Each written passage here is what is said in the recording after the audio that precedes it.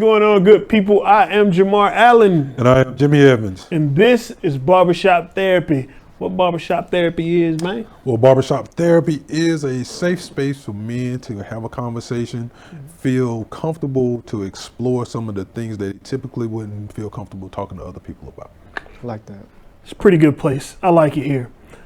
Jim, tell us who we have on this episode. Well, we have a very special guest for the second time. Kind of familiar. Mr. J. Jerkins. I appreciate it. Mr. J, how are you today, sir? Doing well, doing well. And tell us again, Mr. J, what do you do? So I'm a family law attorney in Raleigh, North Carolina, board certified specialist. So I have an office, Jerkins Family Law in Raleigh, and we do exclusively family law all day, every day. He said board certified. Certified. Let us know he had his papers. Yeah, I love that part of it. But yeah, we do it all day, every day. So I love it. And you're currently still training someone to fall up under you? Yeah, I have my associate. He's coming up under me, man. He's gonna be following in footsteps because there's not many. I am the only, as far as I know, African American board certified. He said not many. I was about to say, brother. So the only? I have an African American associate male that's coming up under me, man. I'm hoping he's the next one. So we're getting that done. Yeah. Okay, good. So we zoomed through some questions, man. There was so much stuff that we wanted to dig into and Jim wanted to touch on. And you did such an excellent job giving us a great overview of what happens in family law. Appreciate it. I think today we kind of want to focus on maybe two aspects. Okay. The separation and divorce part of it, and then going into maybe some custody issues if the kids are involved, and just some of the terms that could help out other people that are going through and want to be prepared when they go into those situations. So, legal separation. I know that's a part of, moving into divorce, and as far as paperwork and things, how does that work? So legal separation, or clients, this is probably one of the top questions that we get asked in our office, because everybody's saying, what we need some legal separation paperwork, where do we go? In North Carolina, you have to have two things to be legally separated. You have to live separate and apart, so different residents. We don't go upstairs and downstairs. We live in different rooms. You have to be legally separated in different houses, and you have to have the intent to remain separated. Okay. So the intent to remain separated means that we're not holding ourselves out to be married, and that at least one party has the intent to remain separated. Okay. So we're not still going to counseling. We're not still trying to figure it out. It's not a trial basis. At some point, at least one party has to have the intent to say, this is it. Like, I've done all I can, or I'm calling it quits. So that's all you need for a legal separation. Not the weird thing, but North Carolina is not in your home. They're not tracking to see when you leave. Right. So if you come into my office and tell me, hey, we separated on this date, I'll believe you, and I'll put that on the paperwork. Hey, you guys separated this date that you're going to sign and notarize. Okay. Only time it comes up issue is that the spouse comes in and say, nah, we didn't separate in January. So what is that called? Is that contested or something like that? He left 2 months ago. Yeah, I mean, it's crazy, but I've had cases where we go to court and somebody's saying we've been separated for a year, and the other person's like, you were at my house last week. Like, you're still staying there. That's my question too. So what if you're legally separated but you're still spending a few nights there? Does that break up the? So you have to look at intent, right? Mm-hmm. So we have there's case law where they are legally separated but they have kids. So dad comes back to the house and spends 2 or 3 days or 2 or 3 nights at the house with the kids. They're not sleeping in the same bed. They're not holding themselves out to be married. So it's kind of based on the circumstances. Our case law has said that you have to not hold yourself out to be married. So we're not playing a game. Like, we're not still going out to family cookouts, holding hands, acting like we're still together. So we're saying if a third party would say, yeah, y'all separated, that's legal separation. Because you can't be fooling everybody. We think you separated. We trying to pull in your DMs and then you not really separated. So if you're holding yourself out to be married, you're not legally separated. That's funny. Okay. You get caught up. So Caught up. From that standpoint, where do you go from there once you got your year out of the way or whatever y'all agreed to and went to court or whatever? Then you next step. So for the divorce, the next step is North Carolina only requires that you be a North Carolina resident, or at least one party be a North Carolina resident, and then you've been separated for a year and a day. So if you've been separated for a year and a day, we file the paperwork, we file a divorce complaint, we go ahead and get the other party served, and we wait 30 days for them to respond or not respond, and then we go ahead and get to court. So it's not one of those, on movies, it's like, oh, nobody's, they're not signing the divorce paperwork. You don't have to sign the divorce paperwork in North Carolina. As long as you get the other party served, certified mail, sheriff's office, process server if we have to take to that step. Like somebody open the door. Right. Somebody open the door. It ain't even got to be them. It's like if somebody open the door, like, I gave it to somebody. So as long as you get the party served, wait 30 days, give or take, if they respond or not, and then we go ahead and get a court date and go ahead and get that divorce done. So the only issue is, like we talked about, if the other party answers and says, no, we won't separate for a year, then that's when we get to the contested divorces where we got to go to court and figure out what the actual date of separation is. So how does that happen when somebody contested like that and you have to figure out what? A lot of it, to be honest with you, the cases I've been in, like I was telling you about, where we were in court literally and one party was saying you're still at the house and the other party is saying I've been going a year. It's he said, she said, like, we're not in your house. So we have to dig up stuff, look at, okay, well, where do you have another residence, or what are other people saying? Have they seen y'all? Okay. What can we get to say? So you got to investigate. Somebody, it has to be some type of investigation. Sometimes when you get to court, and I'll say this again when we talk about custody, sometimes when you get to court, it's who is the better witness, right? Because you're talking about credibility. When you're looking at a judge, if it's he said, she said, and I'm just regurgitating to the judge what you gave me, information, and the other party's doing the same thing, the judge is sitting here with two completely different opinions. Because that's all they are at that point. Yeah, two completely different testimonies. The judge has to decide based on credibility who do I believe. So a lot of times, I've heard people say, judges say, like, they don't want to play who's the better witness because they're trying to get to the actual truth of it. And sometimes, you guys know, you could be a good witness and be just lying through your teeth. Like, you get up there and part of it is, though I think those are the hardest cases when, say for instance, not throw a whole bunch in there, like domestic violence cases. Sometimes when it is just he said, she said, I don't know, I wasn't in the room that night, or we said, what's the separation date? When did somebody leave the home? It's hard to tell. Now, of course, if I have a apartment lease for somewhere else, when you sign a lease and moved out, then and you got proof of what you've done. You got a paper trail now. Right. Okay. So a lot of stuff. What I'll be telling anybody is, if you think domestic courts anywhere in and around you, document as much as you can.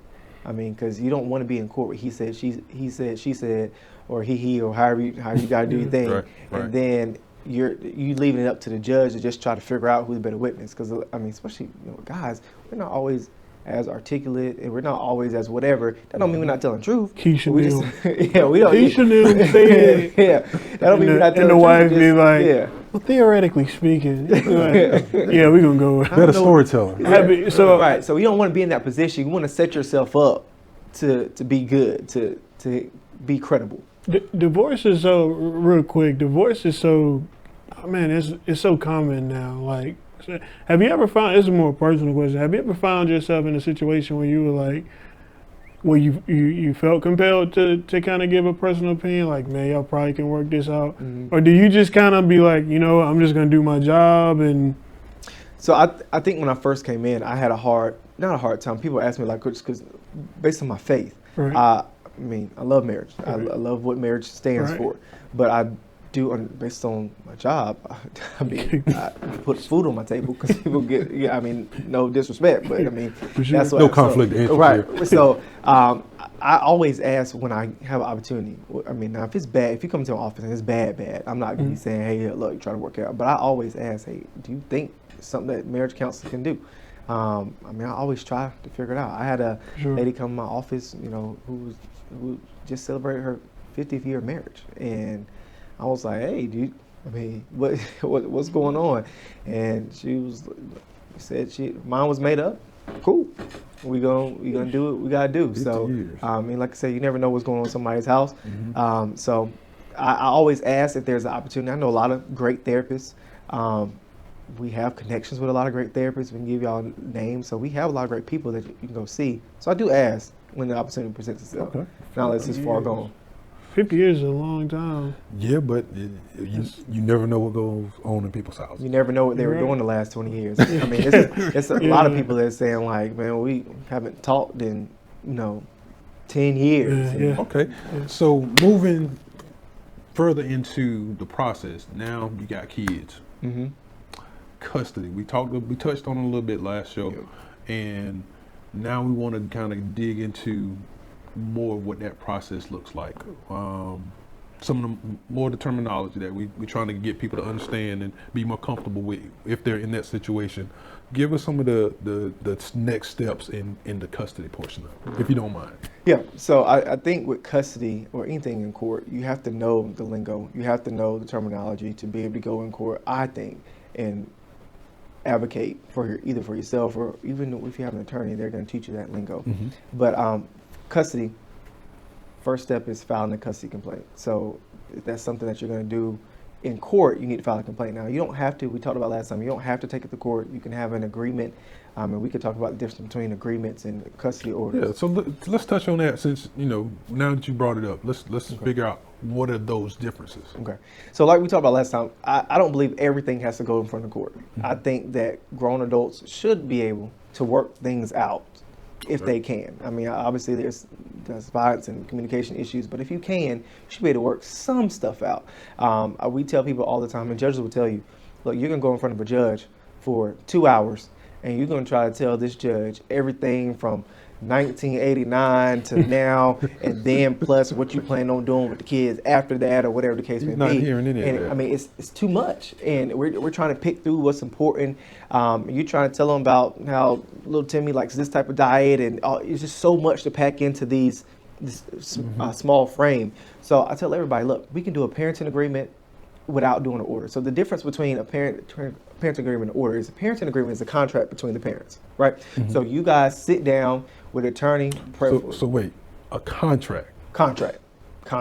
That's Legal, notarized. Legally binding contract.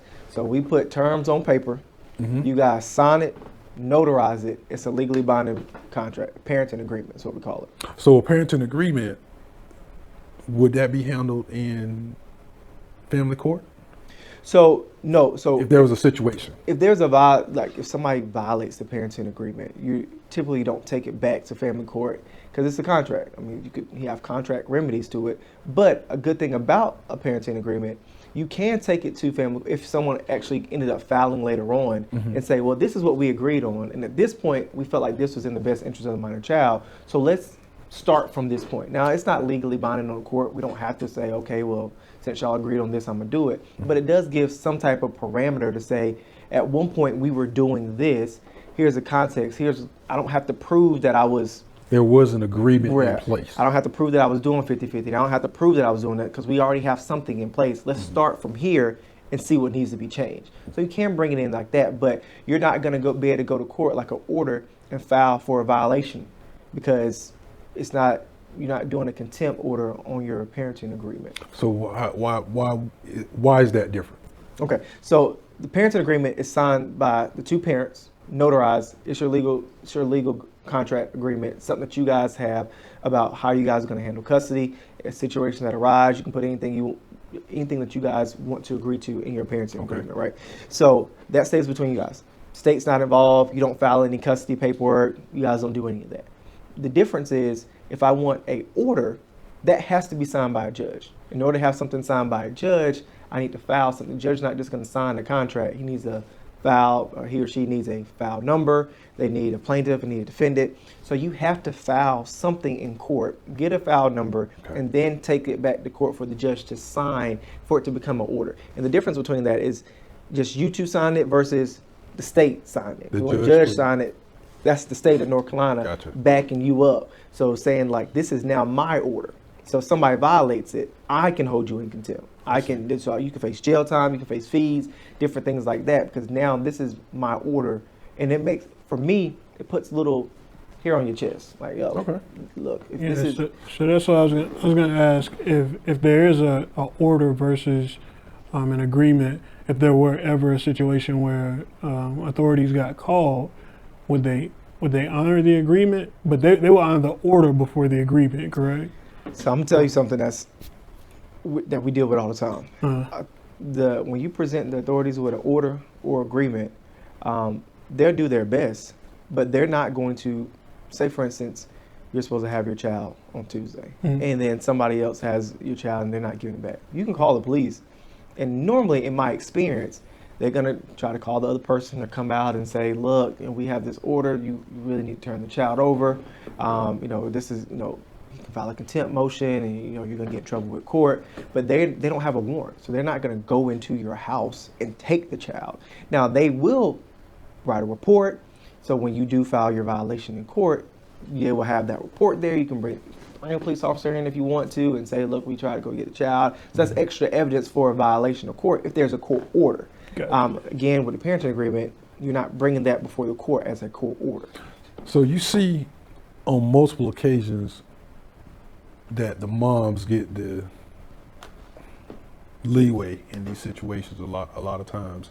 And it's because most guys don't know, if we do have something in place, I do have some say-so in this moment. Yeah, I think the major part is we don't arm ourselves with the legal knowledge to be able to play the game. And I'd say game, I mean, no, that's not trying to diminish it, but like you have to know the language, the rules. To do anything. To drive down the street, you gotta know the language and the rules. So if I'm driving down the street without knowing the rules of the traffic, I'm gonna be. You're gonna be in violation. Yeah. I can be in violation, or I could not be getting what's owed to me because I don't know what I'm entitled to. So that's the same thing when we were talking about. I think last time we talked about legal custody and decision making. Okay. Like, hey, at this point, even without an agreement or anything, if you're two parents, you have just as much decision making as the other parent. Without any agreement, you inherently have those rights. Inherently, you have legal custody rights, right? So there's a Constitution, you have a right to parent, right? And you have an obligation to support your child. So you have a right to parent just under the Constitution as being a parent, right? So, but if I don't know that I have those rights, I can cower down and be like, oh, well, such and such said I gotta do this, and such said this is what it is, and they have the child or whatever. Okay. No, if I know I have just as much legal custody as you do, no, we need to talk about this decision. So what are some of the things that courts look for in rendering their decisions, whether you're a capable parent? Okay, so when you look at parenting, when you look at custody, we look at two different types of custody. We look at legal custody, which is decision making, and we look at physical custody, which is where the minor child is physically at. Okay. Every day, every night. Right. Spend the night. So spend the night. So we don't in North Carolina we count overnights when we're looking at custody, physical custody. We count the overnights. Can you reiterate what a full day is? So, I always explain like this. North Carolina counts overnights is when they're looking at who has how many days with the minor child. So if you have custody if you have your child from 7 a.m. to 7 p.m. and they go stay at the other person's house, that's their overnight. And you say, look, I did all the leg work. They just got off work and, still there overnight. Because we count overnights. We don't count days. Still, right? It took my overnight. So basically, it can be from that 10 o'clock at night till 6 that morning.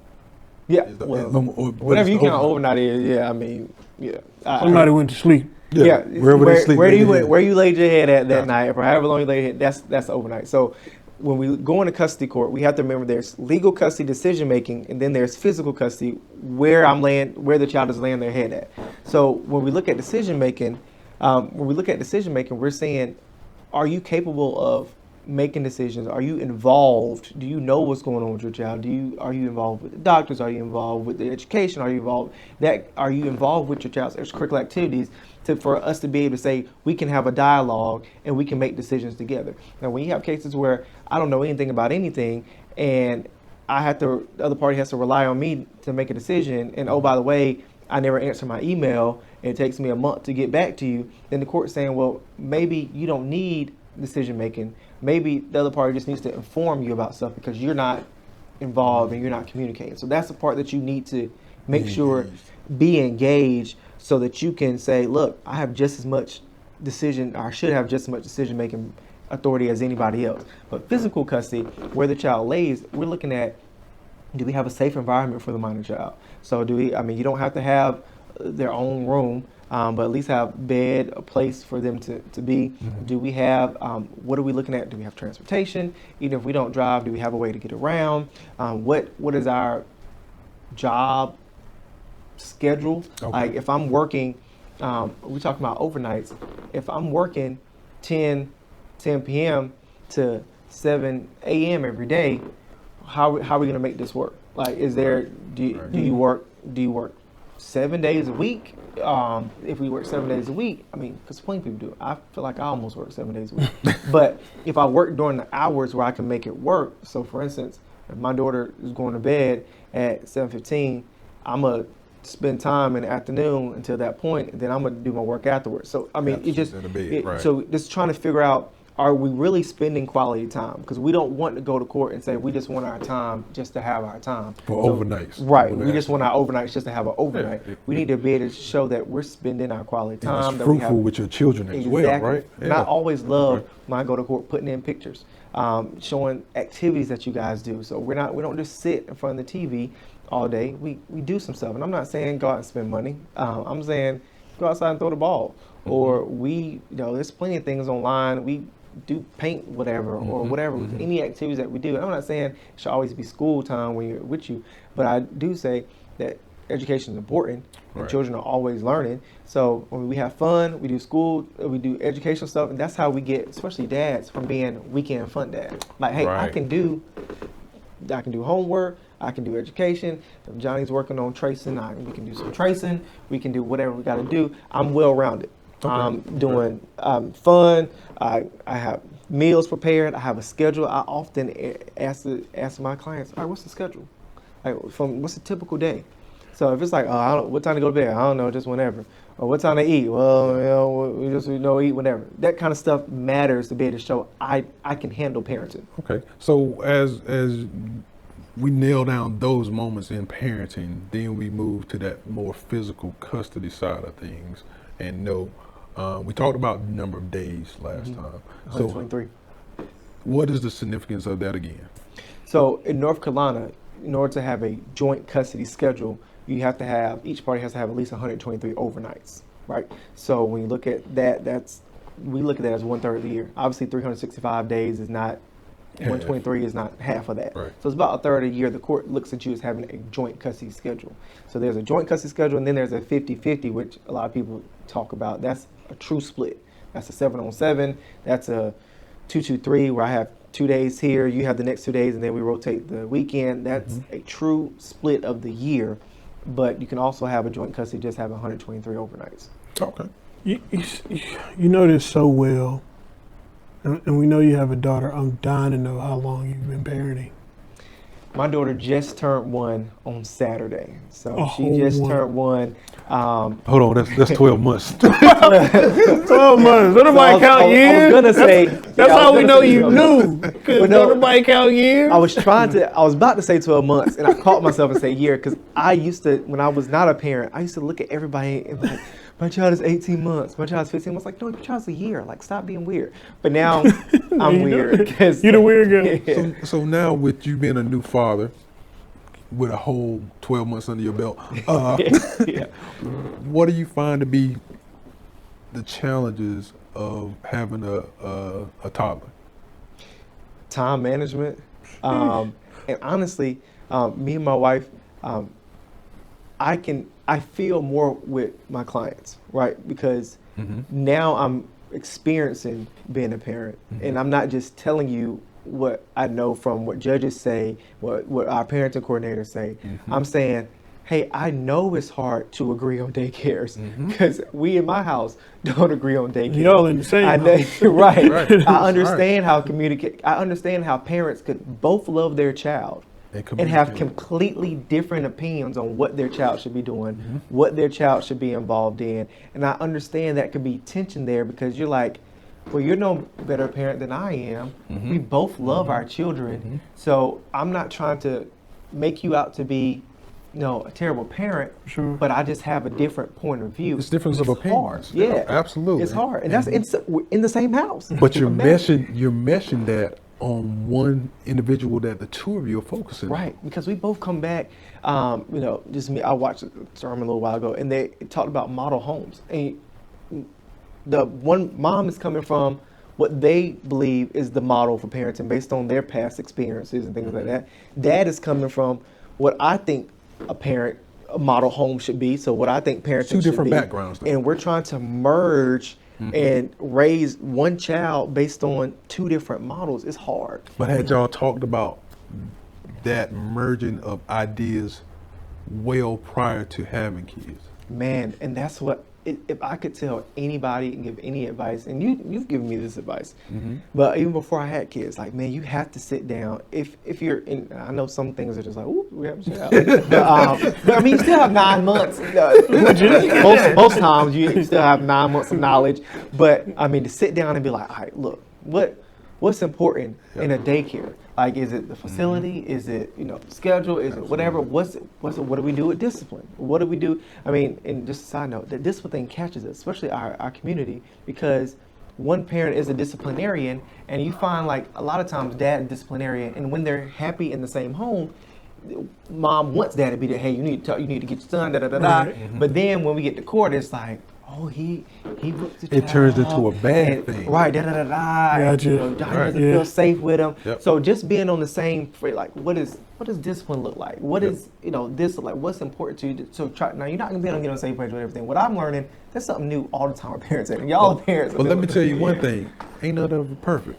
Nobody's perfect. There's no rule book to this, but communicating at a high level Yeah. is going to be the key to a more successful outcome. Right. Yep. And I tell my guys ladies and guys, who are not together and raising, it has to be almost business. And I know it sounds really bad, but you have to say, look, man, we have to communicate. We have to have a structure. I mean, whatever you got to do. I've had clients who send a weekly email on Sunday. Hey, when he was in my care, this is what we did. Daycare's working on this. I did some of this. Da da da. Here's what they ate and blah. We gotta communicate. It's great though to look at that as a business, but you do have to realize you're raising a person and not a business, right? Right.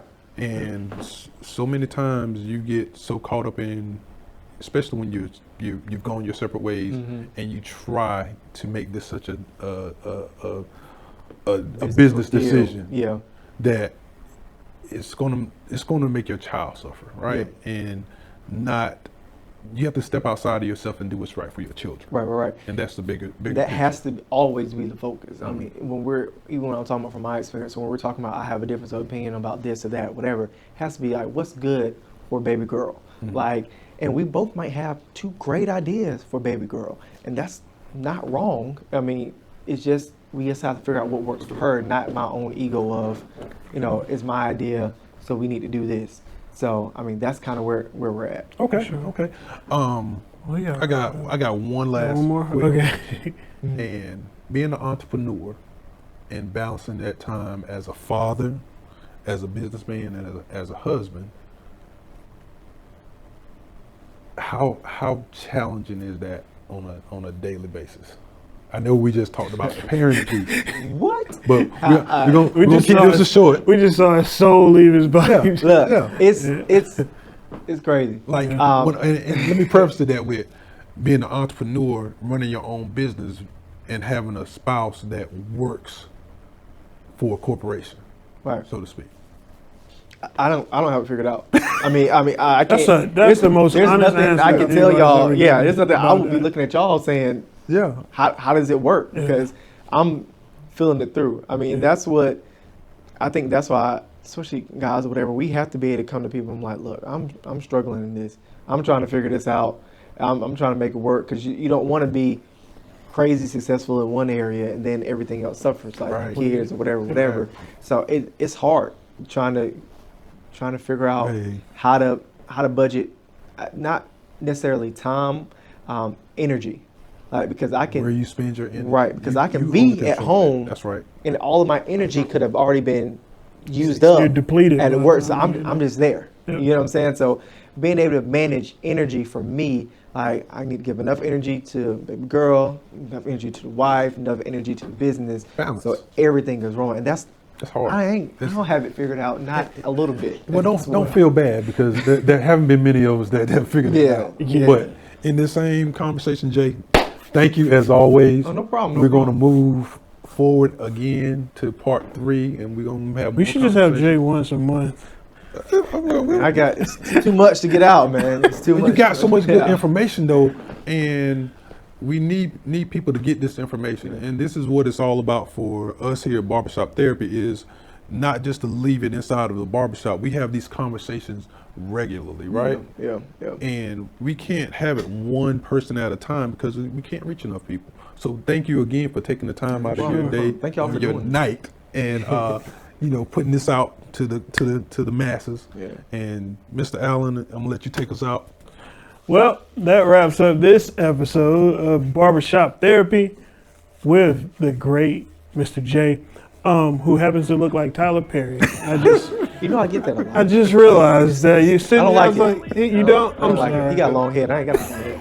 I apologize. He still looks like Tyler Perry.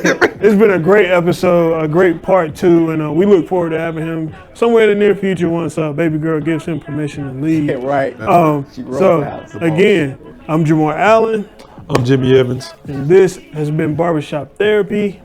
We cut through the problems.